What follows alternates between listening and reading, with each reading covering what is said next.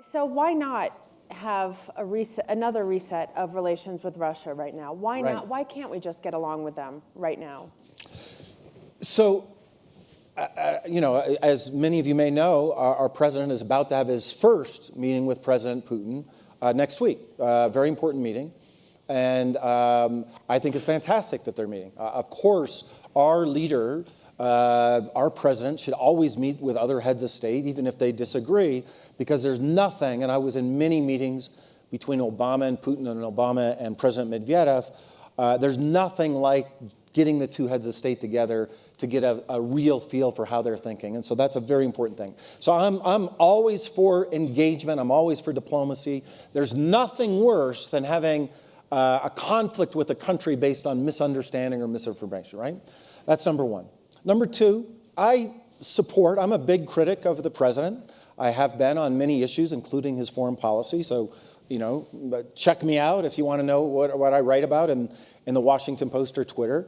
But I want to be clear. I'm always of the school that if we can cooperate with country X, Y, and Z on something that's good for Americans, we should pursue that. We should try to do that. What I'm not for is having a good meeting or having a good relationship. And by the way, I would say that about France and Britain and Germany, our allies, as much as I would say it about Russia, which is to say the goal of your policy can never be just like, oh, you know, we had such a good time and he served me champagne in the Kremlin. He's my really good friend and I really understand Vladimir. That's not in our interests.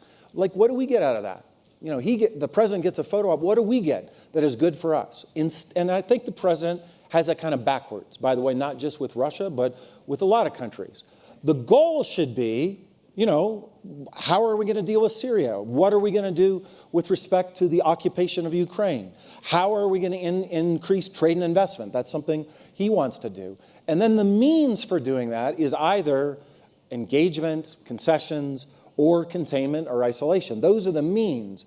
And right now, it appears to me that President Trump has that kind of mixed up, but you know, he's got a few more days. And I hope that when he goes into that meeting, he'll be thinking about what is good for us. Because I can tell you, Vladimir Putin is going into that meeting not just to have a photo opportunity and not just to, like, you know, shoot the, are we on the record or off the record? I'm from Montana. Shoot the shit is what we say in Montana. That's no good, because Putin's coming with very concrete things that he wants. Our president needs to be ready for that.